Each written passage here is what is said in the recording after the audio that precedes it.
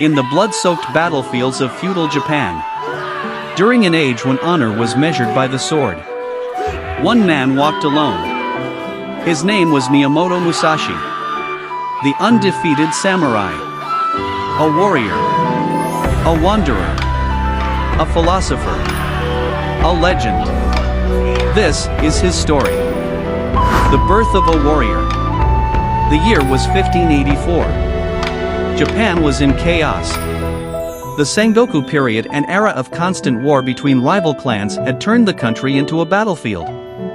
In a small village near what is now Himeji, a boy named Shinmen Takizo was born. That boy would one day be known as Miyamoto Musashi. His father, Shinmen Munisai, was a skilled martial artist. From a young age, Musashi was introduced to the sword, not as a sport, not as art, but as survival. At just 13 years old, he fought his first duel. His opponent was Arima Kihei, a trained samurai. Musashi used a wooden staff. The result? The boy won. And from that day forward, his life would belong to the sword. A nation decided by one battle. At 16, Musashi may have taken part in the decisive Battle of Sekigahara in the year 1600. This battle unified Japan under Tokugawa rule and ended centuries of war.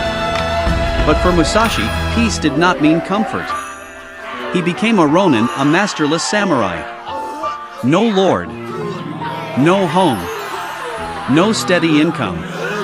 Only his sword. And a path of endless duels. The duelist who could not be defeated. Musashi traveled across Japan challenging the strongest fighters he could find. He did not fight for fame. He fought to test himself. In Kyoto, he challenged the powerful Yoshioka Sword School, one of the most respected martial schools in Japan. First, he defeated Yoshioka Seijiro. Then, he defeated his brother, Denshikairo. Humiliated and furious, the Yoshioka clan plotted revenge. They arranged an ambush, dozens of warriors against one man.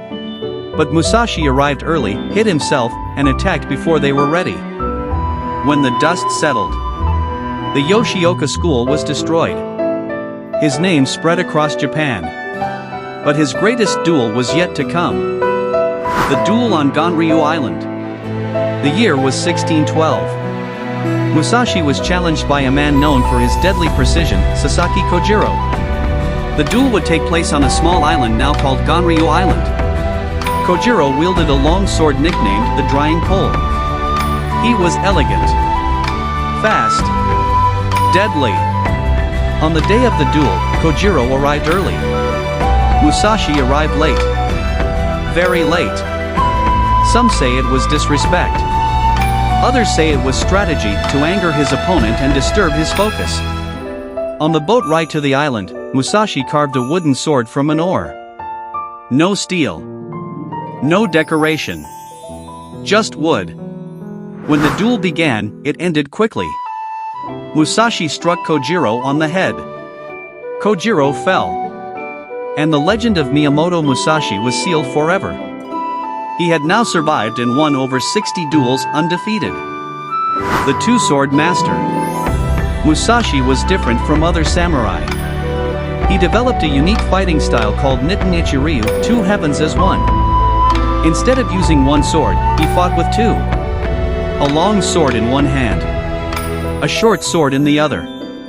This was revolutionary. To Musashi, fighting was not about tradition.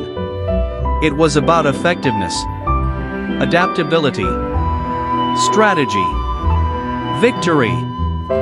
The warrior who became a philosopher. As Japan entered a time of peace, Musashi changed. He no longer wandered as a duelist.